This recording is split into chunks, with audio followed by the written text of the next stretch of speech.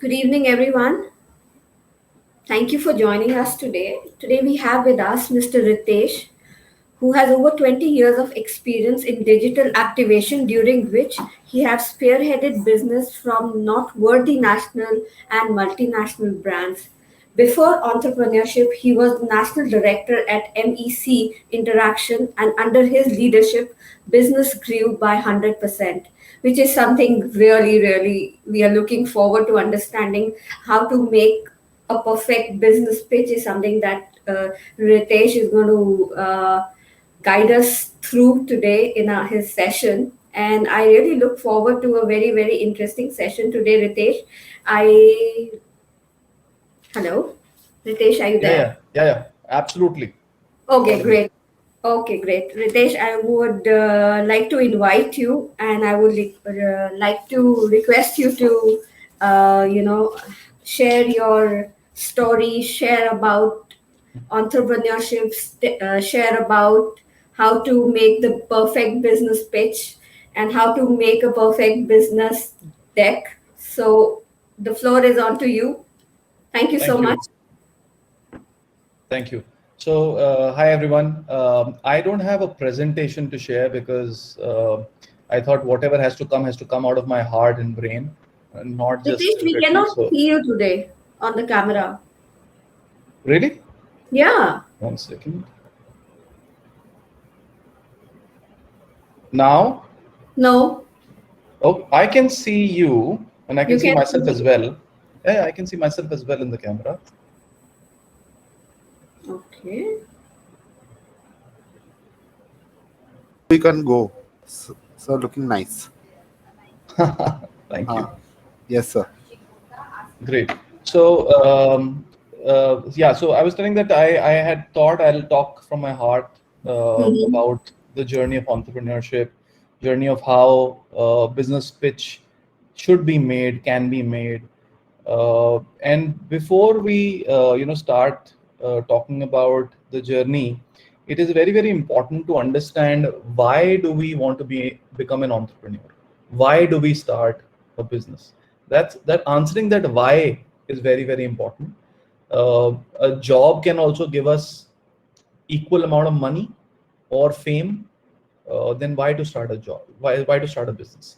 So answering that why is an important start, and very important start.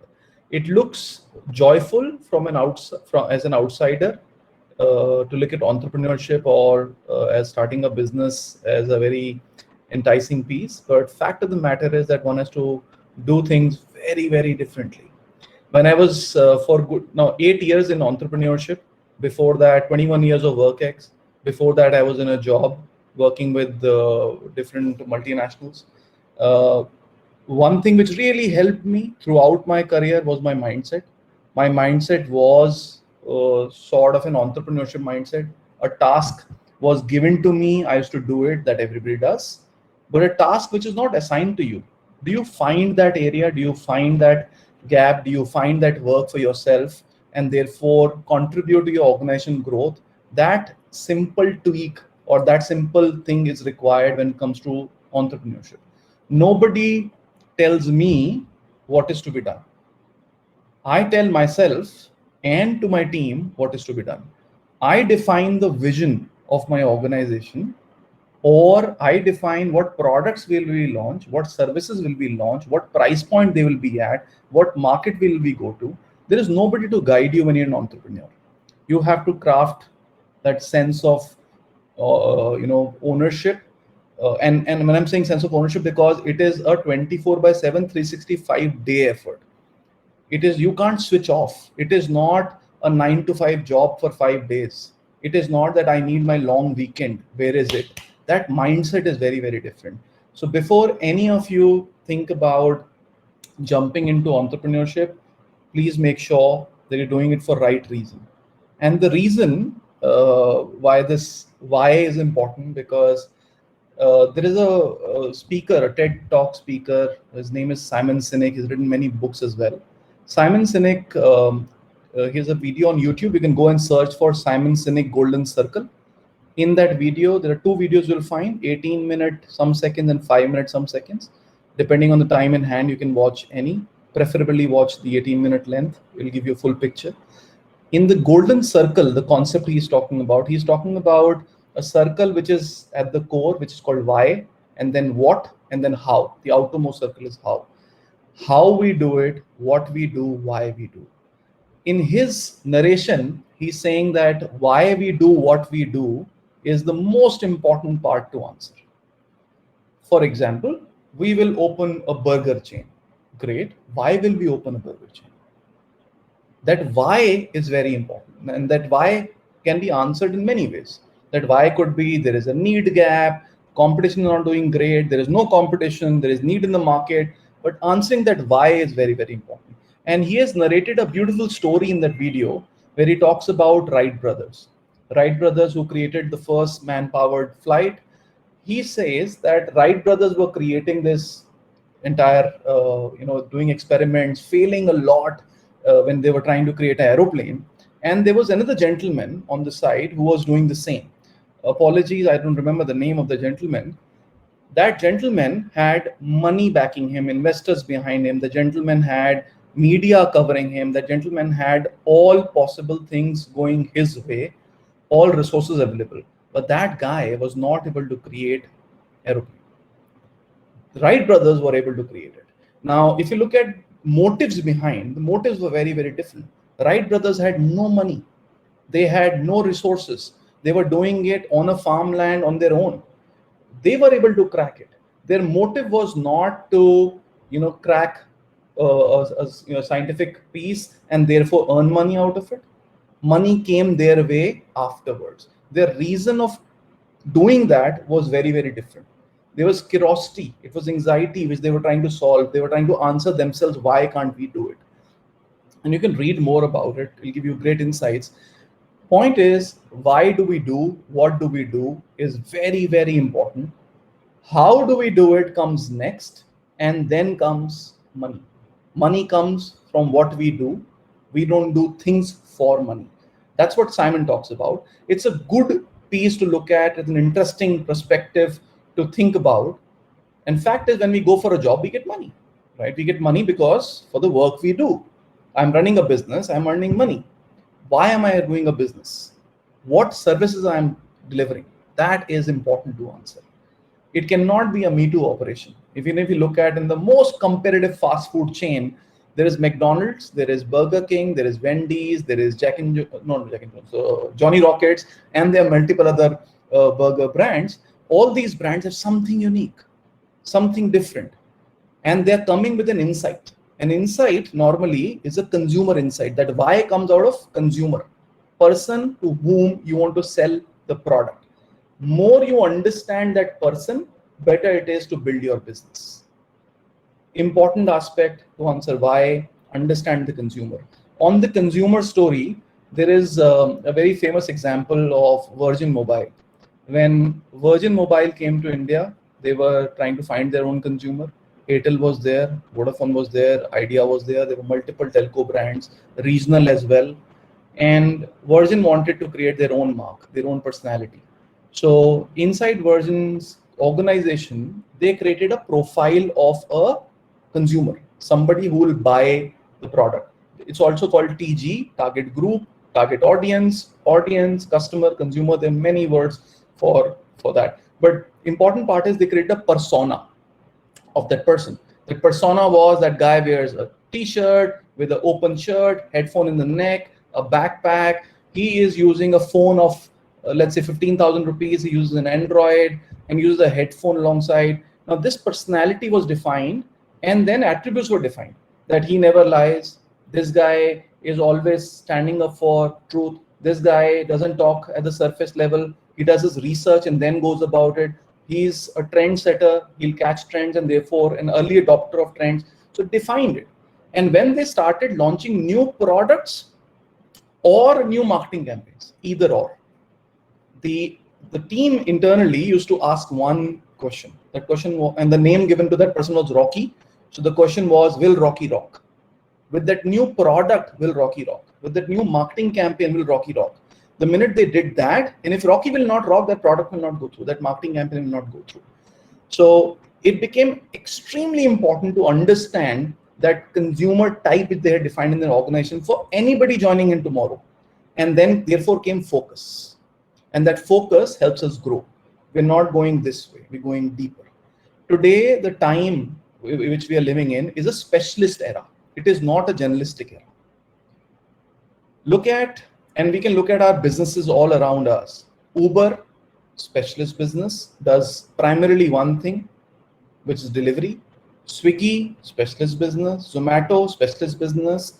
Ola, specialist. Amazon, specialist. They're specialist businesses. They're not generalist businesses. It is important for anybody who starts a business today to get that why, create specialization, understand that consumer very well, and then start the journey of creating a business. I will talk about financial aspect of creating a business a little later towards the end of the talk. Initial part, very, very important part, is to understand these basics.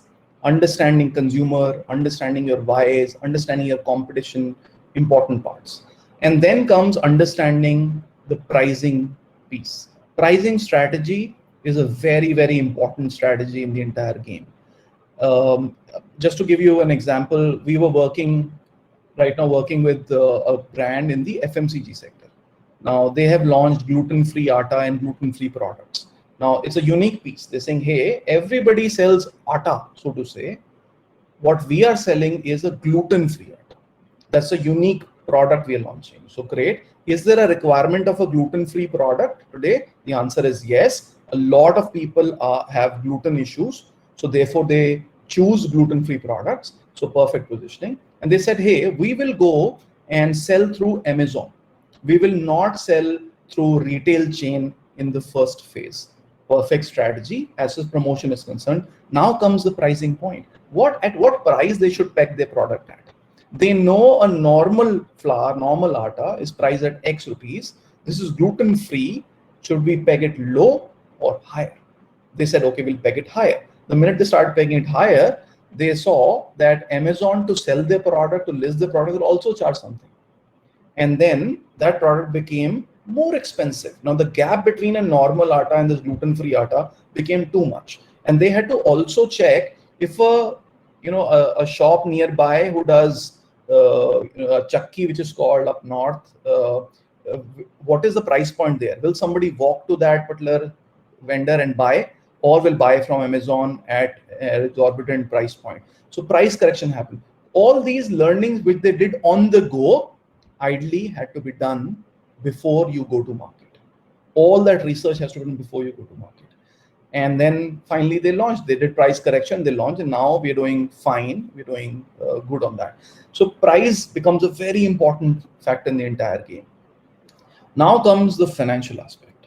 So when we start any business, we say, hey, we look for investors as well, because if you do scale, you need a lot of money. If you don't have money in your pocket, you'll say, hey, do I have a backer? Will somebody believe in my idea and therefore give me money, and therefore I can go and scale my business? So when we go out to look for money, like when I went back 5 years back to raise capital from investor, my business was 3 years in the running. I had proof of my belief, proof of my pricing, proof of my offering, belief of customers who are paying us on a month-on-month basis in place, which we can call it MVP. If you guys know about what is MVP, minimum viable product, that's MVP. I had a business running. I had something to show. Investors or any backer could be friends and family, or backer could be a private equity investor, or could be a venture capitalist. All these backers will give you money if you have something running. It is not just an idea on a piece of paper. If it is an idea on a piece of paper and you've not proved that idea works, then one, you may not get funding. Two, if you get funding, the backer or investor will ask for more share of your company. You'll be left with less share of your company, yet you'll have to run the show. If tomorrow your business becomes bigger, you will hold less equity in the company, less ownership, and that will hurt tomorrow. Very, very important aspect to understand. So whenever you get an idea, whenever you're able to do all as told, understanding the why, consumer, pricing, promotion, all aspects, then you go out in the market and then prove yourself, prove that this idea works, and then you go to an investor, it works better. An investor will give you funding on something called a valuation, company valuation. Company valuation means, for example, I have this phone was bought for X rupees. Think of this, that I make phones, right? If I make these phones, then my company, and I'm saying, hey, I will sell 100 phones in the coming year and I'll sell this phone as 10,000 bucks. Then they know what is the total turnover of my company.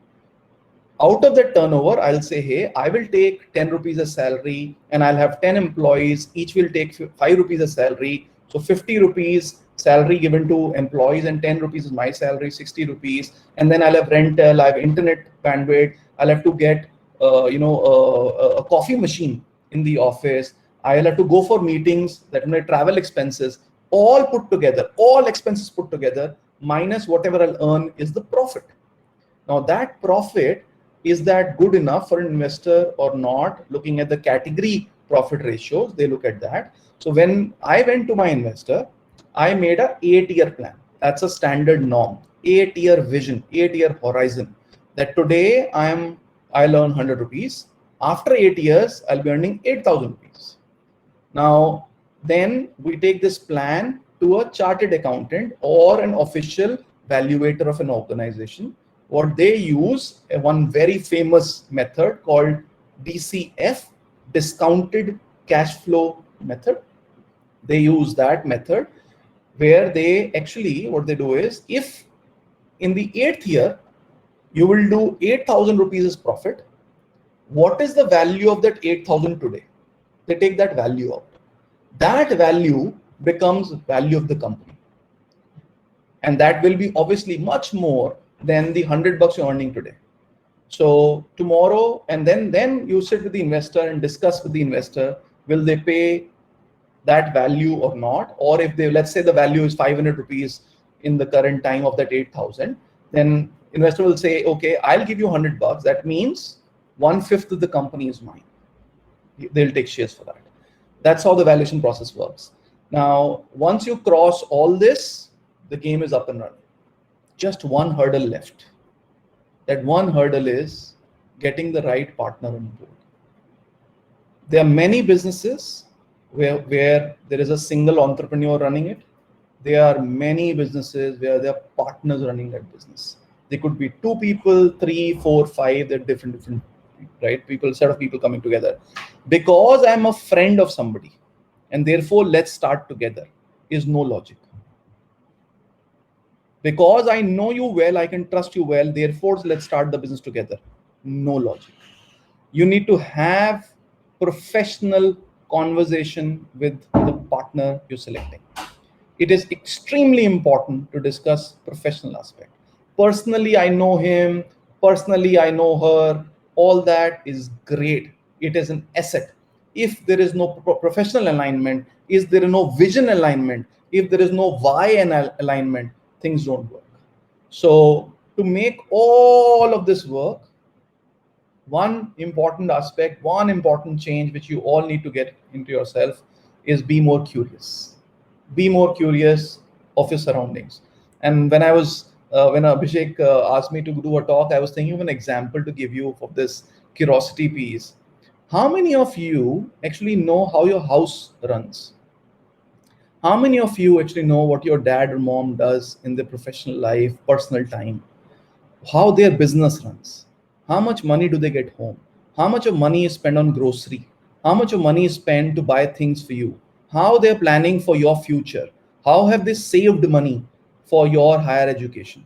If you start understanding these hows and whys and what are they doing to achieve it, you will become more curious about your surrounding, and this is immediate surrounding, and that will help you understand business better as well, because it is all about money, it is all about planning, it is all about budgeting, it is about procurement. There's a lot happening within our house which is very close to business. We see it day in day out, but we are not curious about it. It looks like business as usual or day as usual. So get more curiosity, be more curious, and you will see things changing around you.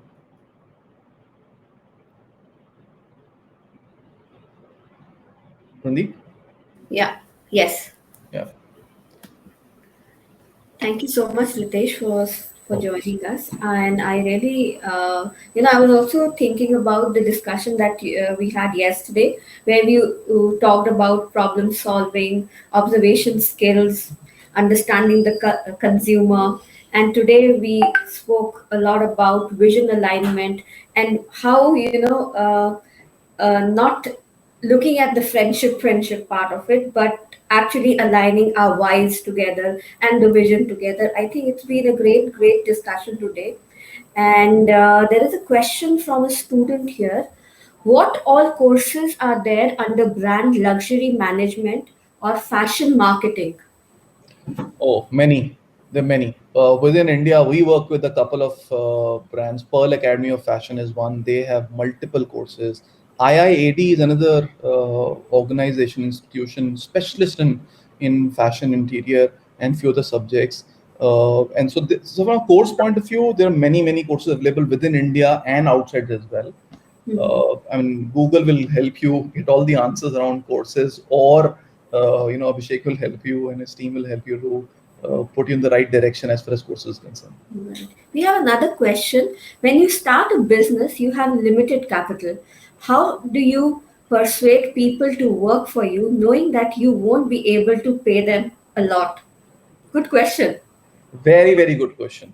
So see, okay, so interestingly, when we say we'll not be able to pay them a lot, that Mm-hmm. lot has to be defined. We don't know. Mm-hmm. We have to quantify that lot, right?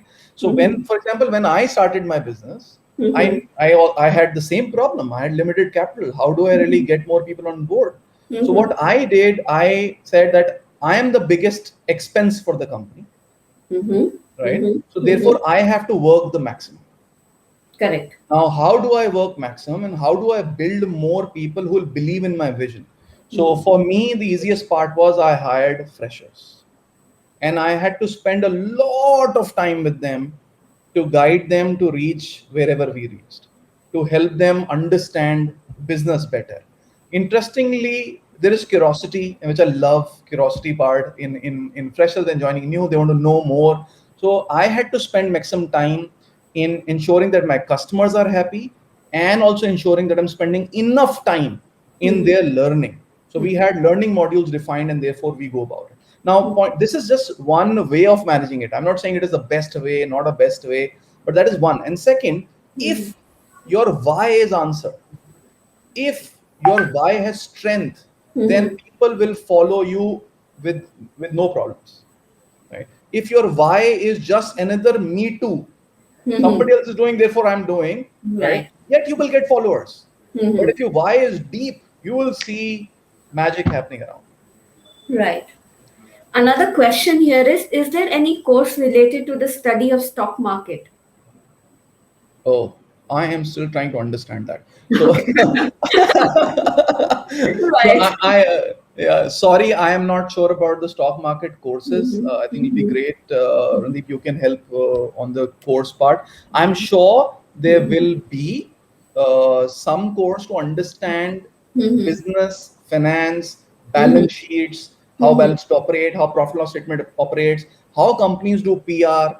If you Right. understand all that math, Right. right, stock market understanding will also come, though that's base of stock market. Mm-hmm. There are many people who have created videos, or they're doing free Mm-hmm. courses, I would say, on YouTube. So Mm-hmm. there'll be enough and more available on that. I don't understand stock market very well as of now. Mm-hmm. I see Shruti asking a TED talk speaker. Simon Sinek is the name. How many programs do I have to submit for this research? So this is again related to high school moms. So all the students here, you have to submit. You have to visit 6 universities. The form is pinned here in the chat, and you have to visit 6 universities. You have to ask them one program of your choice, and you need to submit that form today midnight. And I request you all to visit the universities. Thank you, Ritesh. Thank you so much for your time, and we really appreciate. Pleasure. And there are, Randeep, there are two more questions. If you want, I can take it quickly. Definitely. Yeah. When your business is small, how do you let your product get attention? Yes. Whether your business is small or big, immaterial of the two, your product will get attention through marketing. And that marketing and sales both, actually, a Mm-hmm. lot of times we mix the two, sales and marketing. Fact is, they both are different specialist fields. If we don't have enough money in our pocket to market our product, then obviously sales is the way to go about it. And if we know who is the buyer of our product, it is easy to go directly to the right profile. Like in our case, I run a digital marketing company. Mm-hmm. My in my case, my products buyer, my service buyer is a CMO, CEO, small business owner. So if I know that clearly, then I will pick up a sniper and go. I'll not take a machine gun approach and try and fire everywhere to sell my services. So that works well. Yes. Uh, So, how does one get a partner? yes. Now, This is so interestingly, if you go on LinkedIn these days, people are posting jobs saying, hey, looking for a co-founder, looking for a wow. partner. Yeah, so so people are open, people are very, very open. There are Right. stories of San Francisco where Mm-hmm. people met in the subway and in the metro in SFO, and people are Mm-hmm. discussing ideas, and they signed a deal right there to become a partner. So, is there a written rule, a method of getting a partner? The answer is no. But if you are the vision owner, then you need to define whether you want a partner or not. If you want a partner, in which area you want a partner. Right. Let's say if you're running a tech company, you have a great idea to solve some big problem, but it is a tech idea, and you're not a techie, then you clearly know that you need a tech partner. You have to define that area, and then you will get the partner. I would want to make some digital products and start a business. Any guidelines? Oh, write the plan. Don't keep it in your head. Just I had a business coach for 1.5 year, Ram Gopalan is his name. One thing which I interestingly learned, because as an entrepreneur, you're always thinking a lot. Your head is rolling and thinking. And I used to be, and I was not noting down my problems. I was not noting down my thoughts. I was writing down what I have to do, nothing else. So in the discussion with Ram, one tip which he gave me is that write whatever comes to your mind. Don't leave it in your head. And the minute I started that practice, it became magic, because then I was able to see what is in my head in front of me, do a juggler's job, moving things around, delete things which are not very important, and then things work very well. Even a new idea which comes to my mind, I write my idea first, and I try and define it from A to Z of that idea, all aspects, as we spoke about right over here, and then it works well. So let's take two more questions. As once the product is made, there is no cost. Sorry. Yeah, there is no cost to continue making Making it. it. No, no, okay. So Yeah. what the question is, there's a definition of product, right? There's a Mhm. physical product or there is a software product. Mhm. So Amazon, for example, Mhm. marketplace is a product. Swiggy is a Mhm. product, right? So fact is that there is always a cost of upliftment, upgrading of a product as well. Even if you don't have to write the basic logic, but you have to improve that product as we go along from a tech POV, right? If you're creating a machinery, you will invest in research and development because you want your machinery to be better in the next version. So you will invest for new versions, maybe not for that. And then you have a marketing cost, you have sales cost, you have people cost, you have customer care cost. So will your product price there is no cost. The fact is there is a lot of cost involved. As simple as that. There is finance cost. When I got an investor on board, my investor said that you need to get your company audited from any of the big 8 auditing firms in the country, nothing below. So that means Ernst and Young, KPMG, Deloitte, PwC, GT, BDO, and so on and so forth. We went to one of the top 8 firms. Cost of one of the top 8 firms is way higher than Mhm. a CA who's running his own practice, even if for 20 years, 25 years, and that's what one of our chartered accountant was. He was doing a statutory audit. The Mhm. cost changed. So costs will keep on coming and going. There are many hidden costs, legal costs. The many Mhm. hidden costs we don't get to know. So we'll have to be always agile and vigilant when it comes to costs. Mm-hmm. And my chartered accountant back then gave me a tip. He's a Punjabi fellow, so the way he narrated that is that पैसे को हमेशा दांत से दबा के रखना is what he said. That primarily saying that be frugal. Yeah. Don't try and spend. Don't splurge. Yeah. Right. So last question here. Sir, can you give us some information about when to franchise a business? Okay. See, this question is an open-ended question. It's not a closed Yeah. question. So think of this McDonald's, right? And if you guys have not seen the movie Founders, please watch the movie Founders on Prime on Netflix. You will learn a lot about business. Great movie to watch. Uh, it's about McDonald's. That movie is about McDonald's. So just taking a McDonald's example, McDonald's, you need land, you need to build a building your way. So you have a lot of infrastructure investment, and you want to scale because your product cost is not there. You've done research of creating a burger, creating French fry. You know the method. It's perfected, right? Version 2 will come whenever version 2 will come, but your version 1 is ready. How do you bring scale? You don't have money to really open 20,000 outlets in one go. So what do? Right? Then you roll a franchisee program. You get, in a way, franchises are your partners of growth. You get them on board. Another example, Yum Foods is a big food brand in the world. Yum Foods has Pizza Hut, KFC, Taco Bell, has 3 key brands globally. In India, Yum Foods, they don't own any retail outlet. Zero. They work through franchisee. That's their decision that they will own marketing, they'll own quality of product, research, they'll own that piece, they'll own brand, but they will not own retail sales. So it depends, different motives and different ways of going about it. Thank you, Ritesh. Thank you so much. And I would request all the students to visit the university booths, find out 6 different programs from 6 different universities. And the form is pinned right there in the chat. And I would request you all to visit the universities once again. Thank you so much, Ritesh. Thank you so much for joining us Pleasure. today. Thank you. Pleasure. All my pleasure. Thank you. Bye. Bye. Bye-bye. Bye.